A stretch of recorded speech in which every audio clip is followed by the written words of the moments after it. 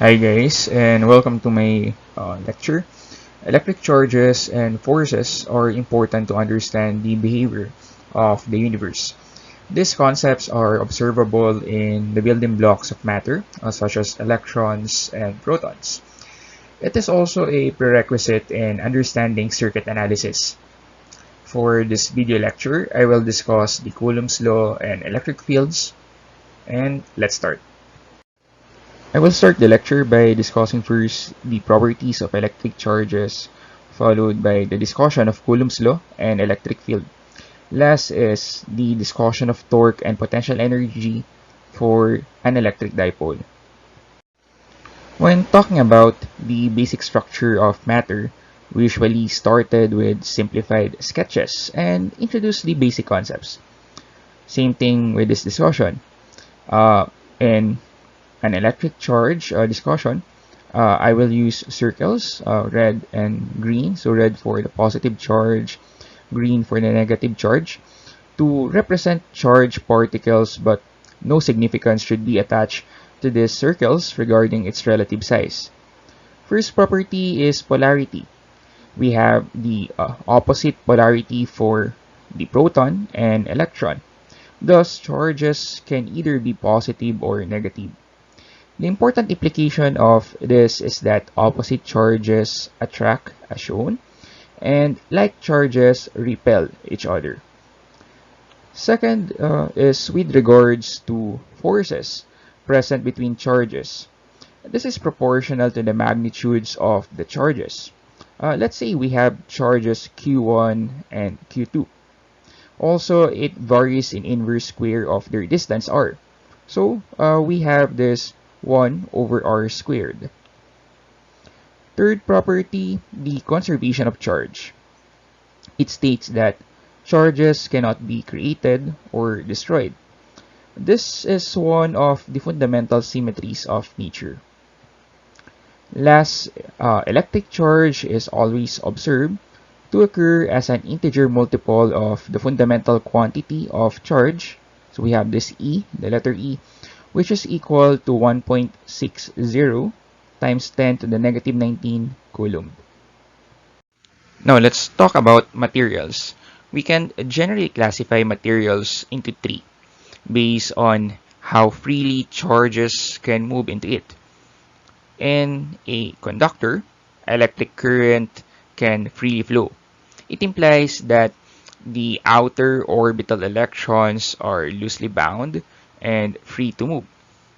Examples are metals, liquids with ions such as salt water and blood. So we have an illustration at the lower right for copper, which is one example of a conductor. On the other hand, insulators hold on tightly to their outer orbital electrons, or the valence shell. That includes glass and rubber. Somewhere in between a good conductor and a good insulator is a semiconductor. One example is silicon. In the previous slide, I discussed the force present between charges. This force between two charges of magnitudes Q1 and Q2 are separated by a distance r. And we have this Coulomb's law. So we have F is equal to K, capital Q1, capital Q2 over r squared. So this Q1 and Q2 refers to the two charges separated with a distance r, where K is a constant which is equal to 1 over 4 pi epsilon naught. The epsilon naught here is the permittivity constant of free space with a value of 8.85 times 10 to the negative 11 Coulomb square per Newton meter squared.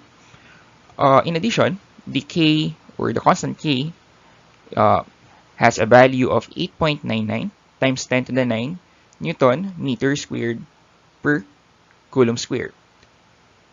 Note that this force is directed along the distance, joining the two charges, and if more than two charges are present, the force is just the vector sum of the forces. Thus, it follows the principle of superposition.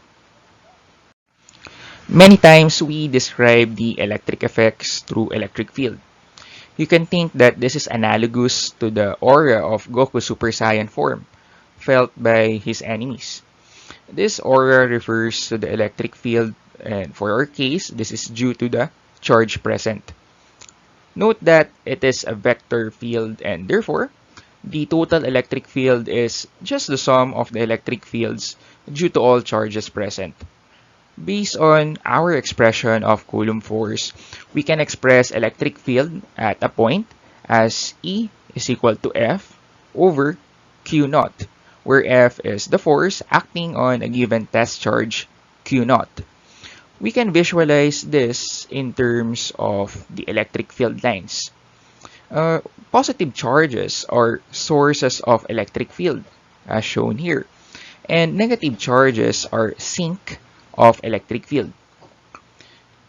Electric field of a point charge at a field point with a distance r from the charge can be expressed as this. So we have E is equal to K Q over R squared, and we have this R hat, wherein R hat is just a unit vector directed from the charge along the line, joining it to the field point location. Let's say we have a pair of electric charges with an equal magnitude but opposite charges separated by a distance d. This is known as electric dipole, and this is useful concept in atoms and molecules where the charge separation is measurable. This is used in dielectrics and discussing capacitance. We consider now dipole. Let us consider this configuration with charges positive and negative with a magnitude of, let's say, Q, forming a dipole with a distance d from each other. This is placed in a uniform electric field between these two charge conducting plates shown. The electric field forms an angle theta, so this one, with respect to the axis of the dipole, and this is the force vector due to the one of the charges. The magnitude of the force on the charge can be expressed as this. So we have F is equal to Q times E. We can also define an electric dipole moment, P, which is a vector, and defined as the product of the magnitude of these charges and the distance between them. So we have this letter D. Remember that torque, this one, is just the measure of force that causes an object to rotate on an axis. And its magnitude is expressed as this. So we have tau is equal to Fr sine theta, where r is the length of the moment arm, and theta is the angle between the moment arm and the force vector. It can also be expressed in terms of vector product. Therefore, the torque produced on electric dipole is expressed here as this. So we have this magnitude tau is equal to QE d sine theta, or this can be expressed as tau is equal to P, the moment arm or the electric dipole moment, cross E, the electric field. This torque tends to take this situation into its low energy configuration as illustrated in this drawing. So we're in the positive charge is going to the negatively charged plate, then we have this negative charge going to the positive charge plate. Then to rotate this dipole from the low energy state to high energy state, it requires work or potential energy expressed by this. So we have U is equal to EP cosine theta, or this is also equal to negative P dot with your E.